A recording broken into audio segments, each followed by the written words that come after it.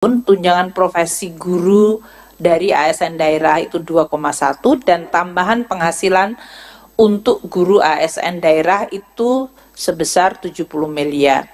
Sehingga total dari APBD termasuk dalam hal ini nanti yang berasal dari DAU itu adalah 17,4 triliun. Tadi ada kenaikan gaji, yaitu gaji pokok dari 7,9 menjadi 8,4. Kemudian komponen tunjangan kinerjanya itu 100%, kalau tahun lalu hanya 50%, sehingga total untuk tukin ASN pusat itu 6,82 triliun. Dan untuk pensiunan, karena ada kenaikan pensiun tahun 2024 ini, maka ada kenaikan untuk langsung bagi pelaksanaan Anggaran Pendapatan Belanja Negara atau APBN 2025. Dan ini merupakan tahun pertama dari pemerintahan Presiden dan Wakil Presiden terpilih.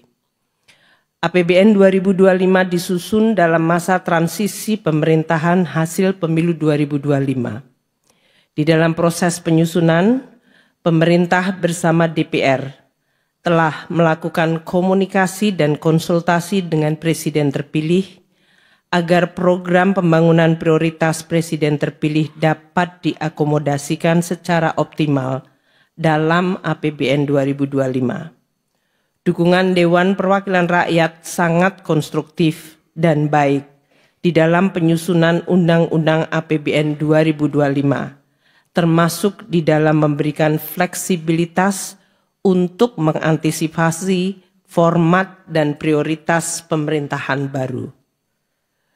Pemerintah menyampaikan terima kasih dan penghargaan setinggi-tingginya kepada pimpinan dan seluruh anggota DPR RI atas segala masukan, dukungan, dan kerjasama yang luar biasa baik sehingga seluruh proses pembahasan Undang-Undang APBN tahun 2025 dapat diselesaikan dengan baik sesuai jadwal. Pemerintah juga mengapresiasi peran Badan Pemeriksa Keuangan di dalam menjaga integritas dan akuntabilitas pengelolaan keuangan negara yang merupakan tonggak penting untuk mewujudkan pemerintahan yang bersih, transparan, dan bertanggung jawab. Bapak Presiden, Bapak Wakil Presiden, dan hadirin yang kami hormati. APBN adalah instrumen penting yang sangat menentukan kemajuan suatu bangsa. APBN merupakan instrumen andalan dalam melindungi masyarakat dan perekonomian di dalam menghadapi berbagai gejolak, guncangan, serta krisis. Peran penting ini mengharuskan APBN terus dijaga kesehatannya, kredibilitasnya, dan sustainabilitasnya agar tidak menjadi sumber masalah. Alhamdulillah Indonesia terus mampu menjaga keseimbangan antara upaya meraih kemajuan pertumbuhan ekonomi dan pemerataan dengan menjaga stabilitas dan sustainabilitas. Prestasi ini tidak mudah dan perlu terus dijaga karena guncangan dan gejolak serta krisis akan terus terjadi, seperti pandemi COVID-19, dinamika global politik, keamanan, seperti konflik di Rusia, Ukraina, di Timur Tengah, serta perang dan ketegangan ekonomi dan perang dagang antara negara-negara besar. Bapak Presiden yang kami hormati beserta seluruh hadirin sekalian, APBN 2025 disusun dengan asumsi perkembangan dan proyeksi ekonomi tahun 2025 yang dinamis dan penuh ketidakpastian geopolitik. Perekonomian Indonesia dalam periode 2022 hingga 2024 diperkirakan tumbuh di kisaran 5% di tengah melambatnya ekonomi global dan terjadinya perang dagang dan proteksionisme serta konflik geopolitik yang menyebabkan volatilitas harga komoditas. Upaya menjaga momentum pertumbuhan dilakukan dengan menjaga stabilitas harga, dengan menjaga inflasi yang terus rendah. Inflasi di bulan November 2024 adalah sebesar 1,55% year on year, termasuk terendah di dunia. Konsumsi tetap terjaga kinerja investasi terus diperbaiki dan ekspor menunjukkan tren yang meningkat. Alhamdulillah neraca perdagangan Indonesia mencapai surplus 54 bulan berturut-turut. Hal ini menunjukkan daya tahan dan sekaligus potensi perekonomian Indonesia di sektor-sektor yang mampu menghasilkan barang komoditas ekspor seperti manufaktur dan juga sektor yang tumbuh di dalam negeri seperti perdagangan dan konstruksi. Dengan capaian perekonomian yang relatif baik dan stabil hingga 2024 ini akan menjadi pijakan bagi akselerasi target pembangunan dan pertumbuhan ekonomi yang lebih baik dan lebih tinggi di tahun 2025 dan 5 tahun ke depan. Bapak Presiden dan para hadirin sekalian, pemerintah dan DPR telah menyepakati belanja negara tahun 2025 adalah sebesar 3.621,3 triliun rupiah. Hal ini meningkat 8,9% dibandingkan APBN 2024. Belanja pemerintah pusat mencapai 2.701,4 triliun rupiah. Ditujukan untuk mendorong program prioritas pemerintah di bidang pendidikan, kesehatan, perlindungan sosial, ketahanan pangan dan energi, serta perumahan. Program unggulan 2025 telah ditampung di APBN melalui program makanan bergizi gratis, pemeriksaan kesehatan gratis, renovasi sekolah, sekolah unggulan terintegrasi, dan terciptanya lumbung pangan nasional, daerah, dan desa. Arahan Bapak Presiden mengenai prioritas dan fokus program pemerintah akan terus menjadi pegangan bagi alokasi dan realokasi anggaran kementerian dan lembaga serta transfer ke daerah untuk tahun 2025. Transfer ke daerah sebesar 919,9 triliun rupiah untuk mendukung akselerasi pertumbuhan ekonomi dan pelayanan yang inklusif. Instruksi Presiden mengenai pentingnya keselarasan belanja pusat dan daerah dan efektivitas serta efisiensi belanja daerah menjadi pegangan bagi Kementerian Keuangan dan Kementerian Dalam Negeri serta kementerian lembaga terkait mengenai arah kebijakan belanja daerah. Pendapatan negara tahun 2025 adalah sebesar 3.005,1 triliun. Akan diperoleh melalui upaya pengumpulan sumber penerimaan negara dari pajak, bea cukai, dan penerimaan negara bukan pajak secara maksimal. Untuk mengejar berbagai potensi penerimaan dengan tetap menjaga iklim investasi, penerimaan negara baik dari perpajakan dan PNBP dilakukan dengan tetap menjaga aspek keadilan, di mana mereka yang tidak mampu dibantu negara melalui berbagai instrumen seperti bantuan sosial, bantuan pendidikan, kesehatan, termasuk subsidi dan fasilitas pembebasan pajak. Bagi kelompok yang mampu dan menikmati hasil pembangunan, diminta bergotong royong untuk memenuhi kewajiban secara patuh dan jujur untuk terus membangun dan memajukan Indonesia. Reformasi di bidang perpajakan termasuk penerapan teknologi informasi dan digital untuk perbaikan layanan dan sekaligus menciptakan dan melindungi basis pajak yang kuat dan meningkatkan kepatuhan wajib pajak, terutama dari ancaman praktek penghindaran pajak dan persaingan pajak global yang semakin tinggi akan terus dilakukan. PNBP akan terus digali dengan tetap menjaga layanan publik yang berkualitas, serta terus mendorong hilirisasi untuk memenuhi keadilan antar generasi. APBN 2025 dirancang dengan defisit sebesar 616,2 triliun rupiah atau 2,53% dari PDB. Hal ini akan dikelola secara hati-hati dengan strategi pembiayaan yang terukur, efisien, termasuk pemanfaatan dan pengelolaan cash buffer dan fungsi treasury yang makin dinamis sesuai perkembangan sektor keuangan. Bapak Presiden yang kami hormati, pada kesempatan hari ini telah hadir seluruh kementerian negara dan lembaga yang akan menerima secara simbolis DIPA elektronik dari Bapak Presiden Republik Indonesia. Dapat kami laporkan bahwa penyusunan DIPA telah melalui proses digitalisasi dari mulai perencanaan penganggaran termasuk penandatanganan DIPA secara elektronik yang berhasil menyederhanakan proses pengesahan DIPA dari semula 12 tahap menjadi 4 tahap dengan menggunakan aplikasi Sakti. Untuk itu, Bapak Presiden dengan segala hormat kami mohon kesediaan untuk dapat menyerahkan DIPA secara simbolis kepada seluruh menteri dan pimpinan lembaga dan daftar alokasi transfer ke daerah 2025 kepada para gubernur dan sekaligus memberikan arahan dalam pelaksanaan APBN tahun 2025. Sesuai arahan Bapak Presiden pada sidang Kabinet Paripurna tanggal 6 Desember, seluruh kementerian dan lembaga dan pemerintah daerah terus fokus mendukung prioritas yang telah ditetapkan Presiden terpilih.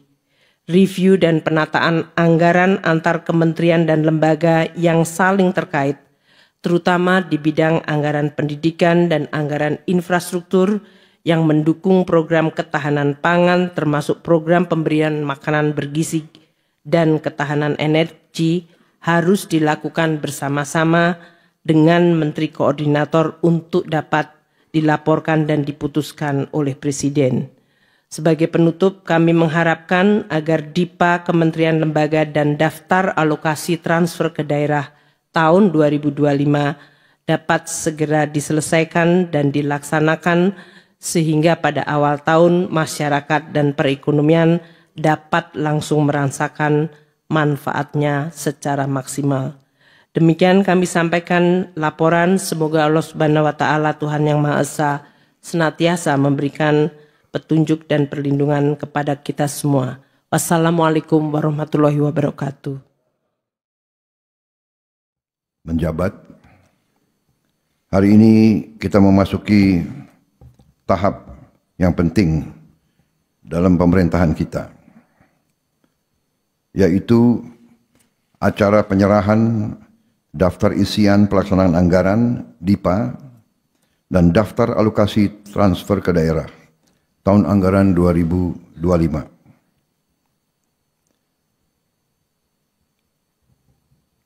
Hal ini merupakan simbol dari dimulainya pelaksanaan APBN tahun 2025. Bersamaan dengan itu, kita juga hadir dalam peluncuran katalog elektronik versi 6.0. Saudara-saudara sekalian, kita bertekad untuk melaksanakan pembangunan nasional dalam rangka kita melanjutkan upaya transformasi bangsa menuju Indonesia menjadi negara maju, negara makmur, Indonesia Emas tahun 2045. Saudara-saudara sekalian, berkali-kali saya ingatkan dan kita semua sadari bahwa kondisi geopolitik dan geoekonomi dunia berada dalam keadaan yang penuh ketidakpastian, diwarnai oleh ketegangan, peperangan, persaingan ketat antara negara-negara besar. Saudara-saudara sekalian, hal ini mengakibatkan ketidakpastian di bidang ekonomi.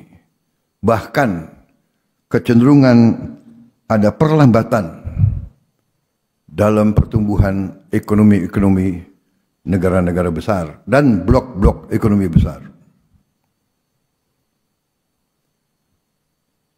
Karena itu, kita patut waspada. Tapi patut juga kita bersyukur bahwa kondisi bangsa dan negara kita hari ini berada dalam keadaan yang damai. Janganlah kita pernah menganggap bahwa kaya dari kita, lebih maju dari kita, lebih menguasai teknologi dari kita, terjadi suatu kondisi yang tidak stabil. Bahkan negara-negara yang kita anggap lebih maju dari kita diwarnai oleh upaya darurat militer dan ketegangan-ketegangan lain. Bahkan kita harus waspada bahwa setiap saat bisa muncul kondisi yang lebih parah dari kondisi sekarang. Saudara-saudara sekalian, karena itu APBN kita tahun 2025 dirancang untuk menjaga stabilitas, inklusivitas, keberlanjutan dengan kehati-hatian. Kita punya cita-cita yang tinggi, tapi kita harus terus melakukan pengendalian ekonomi secara prudent, hati-hati, dan terencana dengan baik. Saudara-saudara sekalian, belanja negara harus kita lakukan dengan meningkatkan efisiensi, penghematan di semua bidang, mengurangi pemborosan. Kita sekarang dalam rangka kita waspada menghadapi tantangan yang tidak menentu, kita harus ikat sabuk-sabuk kita. Kita harus, sekali lagi saya tekankan, hemat. Kita harus kurangi kebocoran dari anggaran. Saya bertekad untuk memerangi kebocoran di semua tingkat. Dan saya mohon semua unsur, terutama para pimpinan daerah, ikut bersama dengan pemerintah pusat demi kepentingan rakyat. Kita harus jamin setiap rupiah uang rakyat sampai ke rakyat yang memerlukan.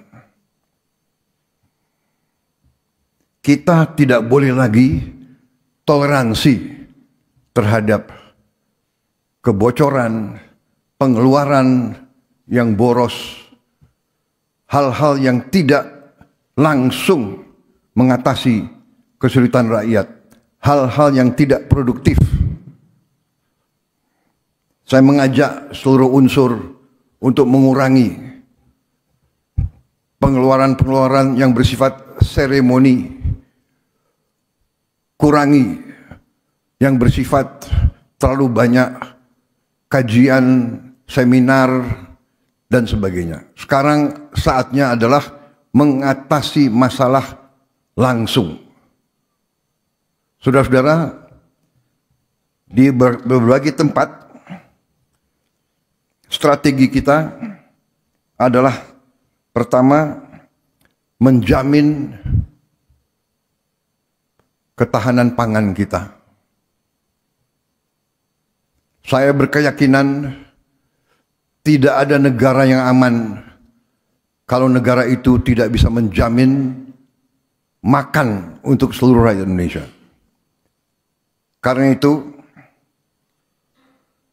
masalah ketahanan pangan ini menjadi prioritas utama. Dan saya ingin sampaikan di sini bahwa saya berterima kasih kepada semua unsur bahwa kita sampai hari ini berhasil mengendalikan inflasi. Dan kita juga berhasil di tahun yang penuh dengan tantangan iklim, yaitu El Nino, dilanjutkan dengan La Nina, kekeringan berkepanjangan, dilanjutkan dengan sekarang hujan yang juga turun secara bertubi-tubi. Produksi beras kita membanggakan. Ini adalah akibat kerja keras semua KL, juga dukungan dari semua pemerintah daerah. Saudara-saudara, saya tegaskan lagi, kita harus swasembada pangan. Kita harus punya lumbung pangan nasional. Kita harus punya lumbung pangan provinsi. Kita harus punya lumbung pangan kabupaten. Kita harus punya lumbung pangan desa. Ini adalah kearifan bermasyarakat nenek moyang kita ribuan tahun. Kita belajar tiap desa punya lumbung desa. Semua suku, semua daerah di Nusantara ini. Lumbung desa adalah tradisi nenek moyang kita. Tiap desa harus punya tanah yang diamankan untuk cadangan desa itu. Setiap lereng, setiap bukit, setiap lahan di desa harus kita manfaatkan secara baik.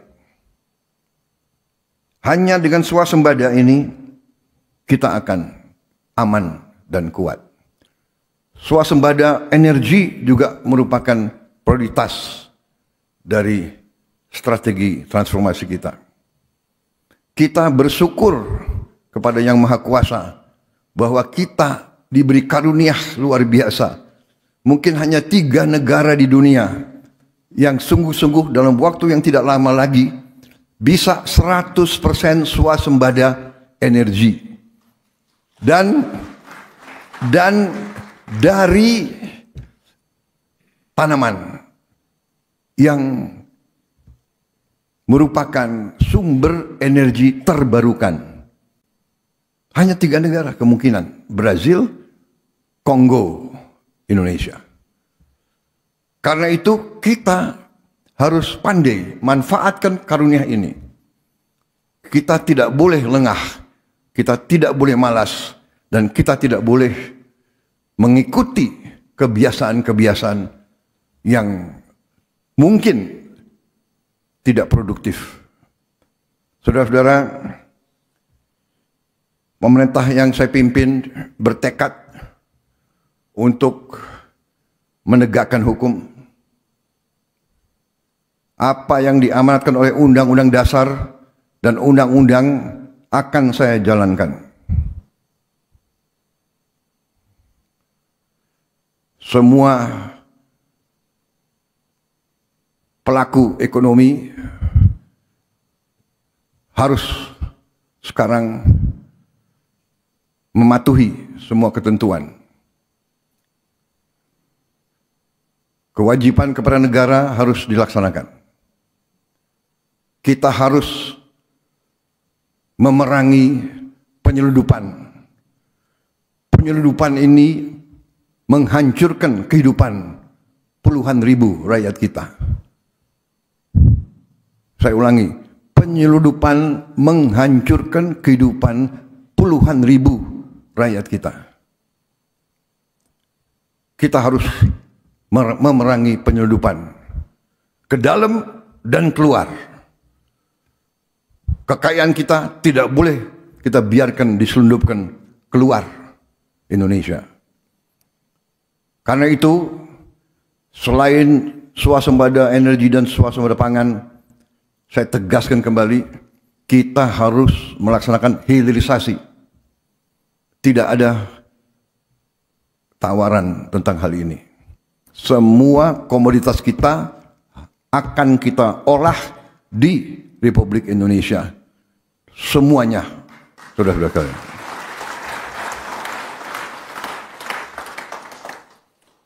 Saudara-saudara sekalian, pendidikan dan kesehatan kita tempatkan sebagai prioritas juga. Tadi itu strategi yang akan kita tegakkan dan kita mampu tegakkan. Tetapi kalau saudara perhatikan, alokasi yang terbesar dalam APBN kita adalah pendidikan. Kalau tidak salah, ini adalah alokasi terbesar dalam sejarah kita. Saudara-saudara sekalian, banyak negara alokasi pertamanya, alokasi terbesar dalam APBN adalah pertahanan. Demikian Amerika Serikat, demikian India, alokasi terbesar adalah pertahanan. Indonesia, alokasi terbesar adalah pendidikan. Demikian kita menempatkan pendidikan sebagai prioritas dan kita yakin melalui pendidikan dan pelayanan kesehatan, inilah jalan keluar sesungguhnya dari kemiskinan. Perlindungan sosial, bantuan sosial, subsidi, menurut pandangan saya adalah langkah-langkah antara. Langkah-langkah menuju kebangkitan ekonomi kita melalui hilirisasi. Tapi di ujungnya pendidikan dan kesehatan yang akan membawa rakyat kita keluar dari kemiskinan. Makan bergizi juga hal yang strategis. Kita selamatkan anak-anak kita, tapi dengan itu kita akan memberdayakan ekonomi pedesaan, ekonomi kecamatan, ekonomi kabupaten, ekonomi provinsi. Puluhan triliun akan beredar di daerah-daerah. Sebagai contoh yang sederhana, dengan dana desa kita gulirkan 1 miliar rupiah per desa per tahun. Dengan makan bergizi per desa per tahun melalui uang makan untuk tiap anak-anak itu beredarnya adalah kurang lebih 8 miliar rupiah per desa per tahun. 800% meningkat peredaran uang di daerah-daerah. Kita akan balikan yang uang tersedot ke pusat, ke Jakarta, kita balik uang sekarang akan turun ke desa-desa, ke daerah-daerah. Saudara-saudara, saudara-saudara sekalian, ternyata fokus kita kepada memerangi kemiskinan dan kelaparan itu menjadi agenda dunia. Jadi waktu saya hadir di G20, itu tema dunia. Memerangi kemiskinan dan kelaparan. Karena itu, subsidi dan perlindungan sosial akan kita perbaiki agar lebih tepat sasaran dan berkeadilan. Pemerintah sekarang sedang merumuskan langkah-langkah supaya semua subsidi nanti bisa dirasakan, yang dinikmati adalah golongan rakyat kita yang paling lemah. Saudara-saudara sekalian, dalam rangka kita meningkatkan efisiensi, tentunya ada prioritas sehingga tidak semua pengajuan dari daerah atau dari KL bisa kita penuhi tahun ini. Tetapi saya percaya dengan strategi kita di saat-saat mendatang akan terdapat kemampuan kita untuk menjalankan semua prioritas yang saudara sudah rencanakan. Saudara-saudara sekalian, dalam rangka kita tingkatkan pemerintahan yang bersih, salah satu terobosan adalah melalui digitalisasi. Karena itu, saya ucapkan terima kasih dengan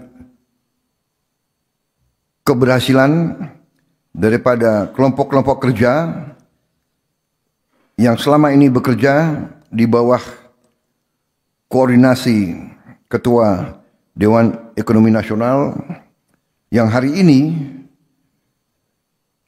menyelenggarakan peluncuran katalog elektronik versi 6.0. Ini adalah upaya untuk meningkatkan transparansi, efisiensi, kecepatan. Seluruh transaksi semua kementerian, lembaga, dan pemerintah daerah wajib memanfaatkan katalog elektronik versi 6 ini mulai tanggal 1 Januari 2025. Katalog ini versi 6 diharapkan dapat mengurangi 20-30% biaya pengadaan, menurunkan biaya administrasi sampai dengan 40% sampai 50%. Saudara-saudara sekalian, dalam penilaian terhadap ekonomi kita ada suatu tolok ukur yang disebut ICOR, Incremental Capital Output Ratio. ICOR kita dinilai angkanya 6. ICOR beberapa tetangga kita, ICOR-nya 4 atau 5. Artinya kita dinilai lebih tidak efisien dari beberapa ekonomi tetangga kita. Bahkan tidak efisiennya itu dinilai 30%. Diharapkan dengan penggunaan e-katalog ini, efisiensi ini dapat kita kurangi. Karena itu, saya ucapkan terima kasih sekali lagi kepada semua unsur. Marilah kita wujudkan pemerintahan yang bersih melalui semua upaya. Antara lain dengan pengelolaan manajemen yang baik, leadership yang baik dari semua unsur, dan penggunaan teknologi. Tentunya di ujungnya kita harus berani tegakkan hukum. Demikian saudara-saudara sekalian, hal-hal yang ingin saya sampaikan. Setelah saya pelajari angka-angka, setelah saya mengadakan pertemuan dengan para menteri, juga kemarin saya ikut dalam rapat di Kementerian Dalam Negeri, bicara dengan, kalau tidak salah, 6.000 pejabat seluruh Indonesia.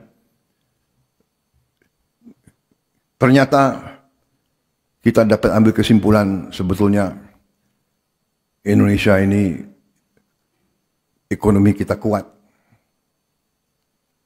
Tapi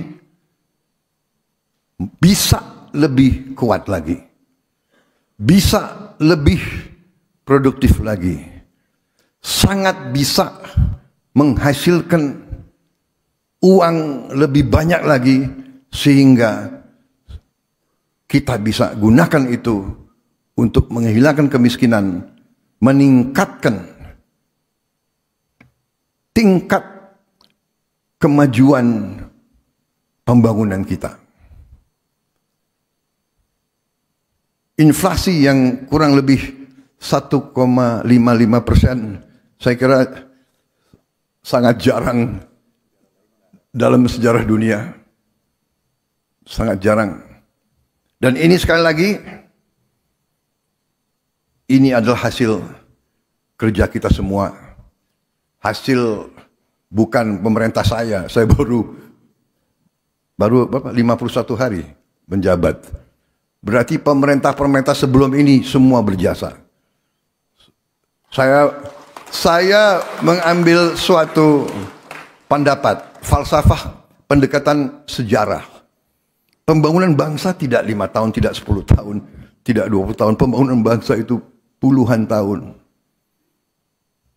Jadi kita di sini sekarang, kita bisa mencapai ini sekarang, kita akan lebih hebat tinggal landas investasi karena jasa semua pemimpin sebelum kita. Semua yang lukisannya ada di dinding kita ini. Saudara-saudara. Karena itu, kita optimis walaupun kita harus waspada. Karena kita kaya, karena kita besar, kita selalu ada pihak-pihak yang tidak menghendaki kita maju. Ini adalah sejarah manusia. Jadi kita waspada.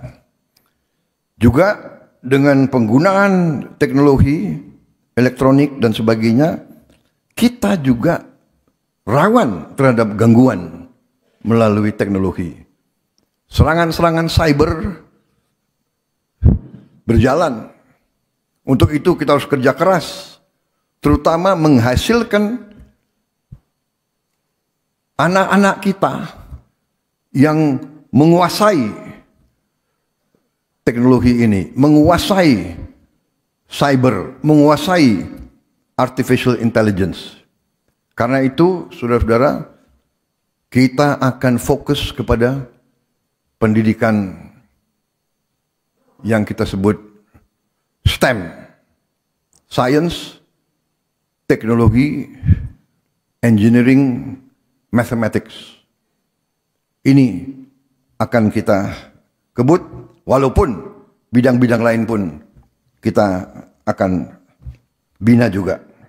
Demikian saudara-saudara, semoga Yang Maha Kuasa selalu melindungi bangsa Indonesia dan semoga kita selalu bersyukur